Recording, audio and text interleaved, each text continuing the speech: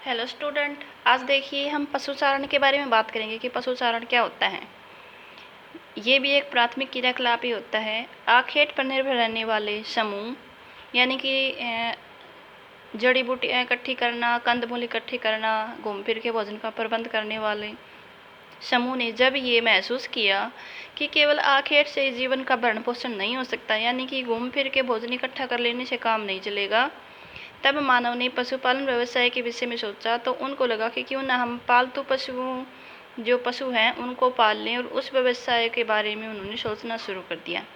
विभिन्न जलवायु दशाओं में रहने वाले लोगों ने उन क्षेत्रों में पाए जाने वाले पशुओं का चयन करके, यानी कि अलग अलग जलवायु में अलग अलग प्रकार के जो पशु मिलते थे, उन पशुओं को उन क्षेत्रों में उन्होंने चयन किया और उन्हें पालतू बना लिया। जैसे कि मरुस्थलीय क्षेत्रों में भेड़ बकरी वगैरह, तो शीत क्षेत्रों में अन्य प्रकार के पशु। भौगोलिक कारकों व तकनीकी विकास के आधार पर वर्तमान समय में पशुपालन व्यवसाय निवर्हन अथवा व्यावसायिक स्तर पर भी किया जाता है, यानी कि काफ़ी बड़े स्तर पर भी पशुपालन का कार्य अब होने लगा है। नेक्स्ट क्वेश्चन है आपका, चलवासी पशुचारण के 3 प्रमुख क्षेत्र कौन कौन से हैं, यानी कि वो कौन से क्षेत्र हैं जहाँ पर अब भी चलवासी पशुचारण है, यानी कि पशुओं को चराते हुए लोग अब एक स्थान से दूसरे स्थान पर घूमते रहते हैं। तो ऐसे क्षेत्रों की बात करेंगे। देखिए, चलवासी पशुचारण के 3 प्रमुख क्षेत्र हैं। 3 क्षेत्रों की बात करेंगे जहाँ पर अब भी चलवासी पशुचारण होता है। इसका प्रमुख क्षेत्र है उत्तरी अफ्रीका के अटलांटिक तट पर अरब प्रायद्वीप, यानी कि अरब प्रायद्वीप में लोग अब भी ऐसे हैं जो पशुओं को चराते हुए एक स्थान पर घूमते रहते हैं। मंगोलिया और मध्य चीन तक फैला हुआ है। दूसरा क्षेत्र यूरोप और एशिया का टुंड्रा प्रदेश। टुंड्रा प्रदेश वो क्षेत्र है जो काफ़ी ज़्यादा ध्रुवों के निकट पड़ता है और जहाँ पे काफ़ी ज़्यादा ठंड पड़ती है, तो कृषि वगैरह नहीं होती, इस कारण से लोग वहाँ पे पशुपालन करते हैं। जबकि तीसरा क्षेत्र जो है वो दक्षिणी गोलार्ध में दक्षिणी पश्चिमी अफ्रीका तथा मेडागास्कर के पास में स्थित है। तो ये आपने देखा कि आज के टाइम में भी वहाँ पर चलवासी पशुचारण होता है। उसके बाद नेक्स्ट क्वेश्चन आता है आपका, चलवासी पशुचारण और वाणिज्य पशुधन में अंतर स्पष्ट कीजिए। कि एक तरफ तो चलवासी पशुचारण है जहाँ पे लोग अपने पशुओं को लेकर घूमते रहते हैं, और दूसरे है वाणिज्य, यानी कि व्यापार स्तर के लिए पशुपालन किया जाना।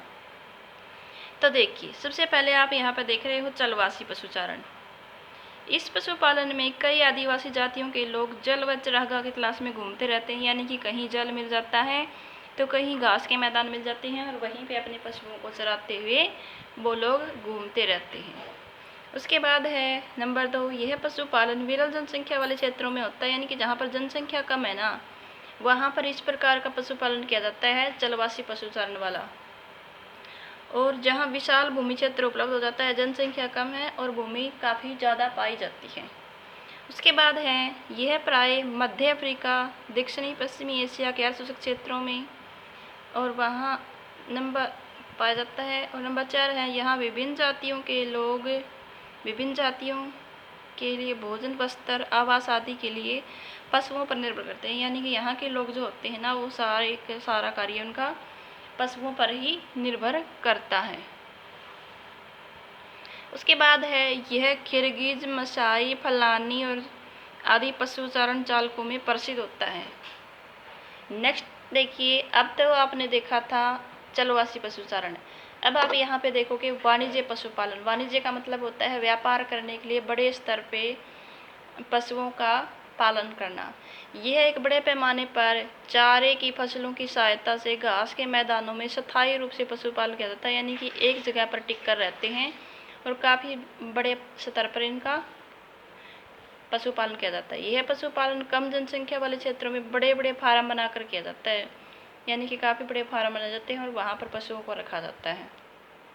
नंबर 3 है, यह पशुपालन शीतोष्ण घास के मैदानों में प्रचलित है, जहाँ पर जलवायु अच्छी पाई जाती है। और शीतोष्ण का मतलब होता है जहाँ काफ़ी ज़्यादा ठंड भी नहीं होती और काफ़ी गर्मी भी नहीं होती, तो वहाँ पर इस प्रकार की जलवायु में है ना पशुपालन ज़्यादा आसान होता है, तो इसीलिए वहाँ पे वाणिज्य स्तर पे पशुपालन किया जाता है। तो डियर स्टूडेंट, आज हमने आपको 2 क्वेश्चन करवा दिए, थोड़ा सा और रहता है 7th वाला क्वेश्चन, वो और देख लीजिए। तो देखिए, यह एक व्यापारिक पशुपालन होता है, यानी कि व्यापार करने के लिए काफ़ी बड़े स्तर पे पशुपालन किया जाता है, जहाँ विभिन्न वस्तुएं जैसे कि ऊन, डेयरी पदार्थ, साथ में मांस आदि का निर्यात भी किया जाता है। यानी कि काफ़ी बड़े स्तर पे पशुपालन होता है। यह प्राय विकसित देशों में होता है, जैसे कि ऑस्ट्रेलिया में हो गया, न्यूजीलैंड आदि में भेड़ बकरियों को काफ़ी बड़े स्तर पे वहाँ पे व्यापारिक पशुपालन किया जाता है। तो ये आपने देखिए, आज हमने 2 क्वेश्चन करवाए आपको। एक तो जलवासी पशुचारण क्या होता है और दूसरा जलवासी और व्यापारिक पशुपालन क्या होता है। तो आज के लिए इतना ही काफ़ी है। आगे का कार्य हम आपको अगले वीडियो में देंगे। तो स्टूडेंट, अगर आपको अब भी कोई दिक्कत आ रही है तो आप कमेंट करके बता सकते हैं, या फिर आप हमें व्हाट्सएप पे भी बता सकते हैं अगर आपको कमेंट नहीं करना आता। तो अगर आपको वीडियो पसंद आ रही हैं तो कम से कम अब तो लाइक कर दो, क्योंकि अब तो बिल्कुल आपकी जो चीज़ें आपको याद करनी है और जो आपको परीक्षा में मिलेंगी 100% वही चीज़ें हम आपको करवा रहे हैं। तो उम्मीद है आपको सब चीज़ें समझ आ रही होंगी। तो आज के लिए इतना ही, बाकी हम आपको कल